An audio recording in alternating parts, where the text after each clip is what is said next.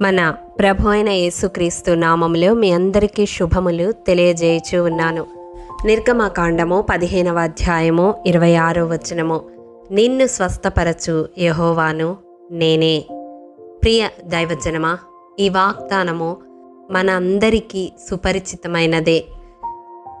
మన బలహీనతలలో, వ్యాధి బాధలలో రోగగ్రస్తులమై ఉన్నప్పుడు ఈ వాగ్దానము ఎత్తిపట్టి మనమందరము ప్రార్థిస్తాము. అయితే దేవుడు ప్రతి వాగ్దానమునకు ముందు ఒక కండిషన్ ఉంచినట్లుగా పరిశుద్ధ గ్రంథములో మనము గమనించగలము. వాగ్దానము స్వతంత్రించుకోవాలి అంటే ఆ కండిషన్స్ మనము ఫాలో అయ్యే విధంగా మన ఆత్మీయ జీవితము ఉండాలి.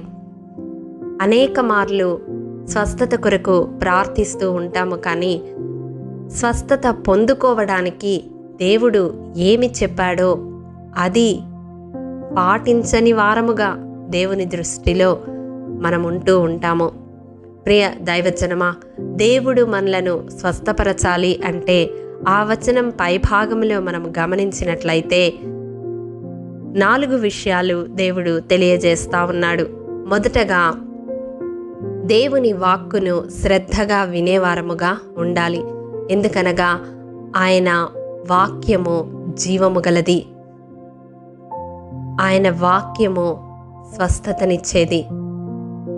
మనుష్యుడు రొట్టె వలన మాత్రము కాదు గాని దేవుని నోట నుండి వచ్చే మాట వలన జీవిస్తాడని వాక్యము తెలియజేస్తూ ఉంది.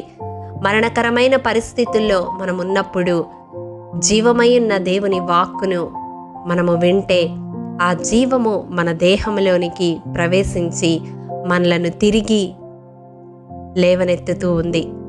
రెండవదిగా, దేవుని దృష్టికి న్యాయమైనది చేయాలి. మన జీవితంలో ఎక్కడా అన్యాయము అనేది దేవుని దృష్టికి కనబడకుండా ఉండాలి. అది ఏ విషయమైనా కావచ్చు. అన్యాయమైనది మన గృహములో కానీ మన వ్యక్తిగత జీవితంలో కానీ దేవుని దృష్టికి ఉండకూడదు. మనము ఆరాధించే దేవుడు న్యాయమును ప్రేమించే దేవుడు. నీతి న్యాయములు ఆయన సింహాసనమునకు ఆధారములై ఉన్నవి కాబట్టి అన్యాయమును ఆయన సహించడు. మూడవదిగా, దేవుని ఆజ్ఞలకు విధేయత చూపాలి. ఆయన ఆజ్ఞను అతిక్రమించడము పాపమవుతుంది. ఆ పాపము మన జీవితాలలో వ్యాధి బాధలను తీసుకుని వస్తుంది. ప్రియ దైవజనమా, ఎప్పుడైతే దేవుని ఆజ్ఞానుసారం మనం జీవిస్తామో మనకు కలిగిన అనారోగ్య సమస్యలను మనము జయించగలుగుతాము. ఆయన ఆజ్ఞలను గైకొన్నవారు ఆయనకు స్నేహితులవుతారని వాక్యము తెలియజేస్తూ ఉంది. తన స్నేహితుడైన లాజరు వ్యాధిగ్రస్తుడై మరణించినప్పుడు ఆయన కనికరముతో కదిలింపబడి తిరిగి జీవాన్ని అనుగ్రహించినట్లుగా మనమందరము ఎరిగి ఉన్నాము. కాబట్టి ఆయన ఆజ్ఞానుసారముగా జీవించి ఆయన స్నేహితులమై ఆయన కనికరాన్ని పొందుకుంటే తప్పక స్వస్థతను పొందుకోగలుగుతాము. నాలుగవదిగా, దేవుని కట్టడలను అనుసరించి నడవాలి. మన జీవితము వాక్యానుసారముగా దేవుని దృష్టిలో కనపడాలి. వాక్యము వినుట మాత్రమే కాదు కానీ అది మన జీవితాలకు అన్వయించుకొని అనుదినము ఆ వాక్యానుసారము జీవించడానికి అభ్యాసము చేసుకొనాలి. ఆ వ్యాధి, ఆ బాధ, ఆ శ్రమ మన జీవితంలో ఎందుకు అనుమతించబడిందో మనల్ని మనం ఒకసారి పరీక్షించుకొని దేవుని సన్నిధిలో సరిచేసుకొని ఆయన నిబంధనలో కొనసాగడానికి తీర్మానం తీసుకొని ఆయన కట్టడలను అనుసరించి జీవిస్తే తప్పక మనము స్వస్థతను పొందుకోగలము.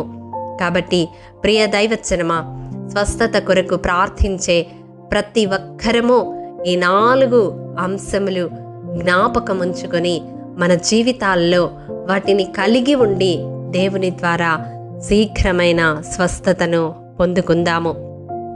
మనం ఆరాధించే దేవుడు మన మధ్య నుండి రోగమును తొలగించడానికి సమర్థుడు. రోగశయ్య మీద ఆదరించడానికి సమర్థుడు. రోగము కలిగినప్పుడు స్వస్థపరచడానికి సమర్థుడు. ఎందుకనగా ఆయన పొందిన గాయముల ద్వారా మనకు స్వస్థత. ఆయనే మనలను చీల్చువాడు, ఆయనే మనలను బాగు చేయువాడు. గాయము చేయువాడు ఆయనే, గాయము కట్టువాడు ఆయనే. ఆయన ద్వారా స్వస్థత పొందుకోవాలి అంటే ముందుగా మన ఆత్మీయ జీవితాలను సరిచేసుకుందాము. అట్టి కృప దేవాది దేవుడు మనందరికీ అనుగ్రహించునుగాక. ఆమేన్.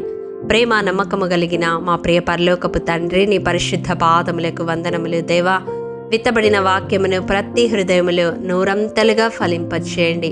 నాయన, ఎందరు బలహీనులుగా ఉండి స్వస్థత కొరకు ఆశపడుతూ ఈ మాటలు వింటూ ఉన్నారో అట్టి ప్రతి ఒక్కరి జీవితంలోనూ, నా జీవితంలోనూ మీరు తెలియజేసిన 4 ఆత్మీయ సత్యములను పాటిస్తూ ప్రభువా, నీ ద్వారా శీఘ్రమైన స్వస్థతను పొందుకునే కృపను అనుగ్రహించమని, బలహీనులుగా ఉన్న ప్రతి ఒక్కరిని స్వస్థపరచు యెహోవాగా మీరు దర్శించి సంపూర్ణమైన స్వస్థతను, విడుదలను దయచేయమని నజరేయుడైన యేసు శక్తిగల నామములో అడిగి పొందుకొని ఉన్నాము తండ్రి.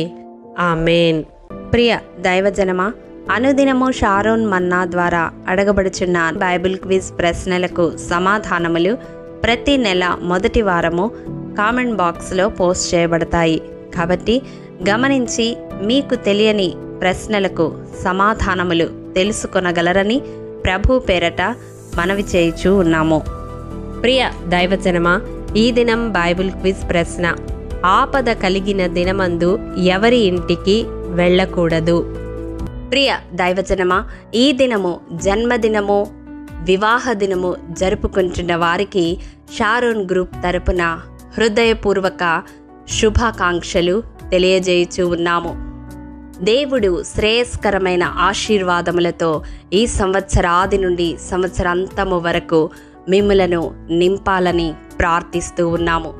ఆమేన్.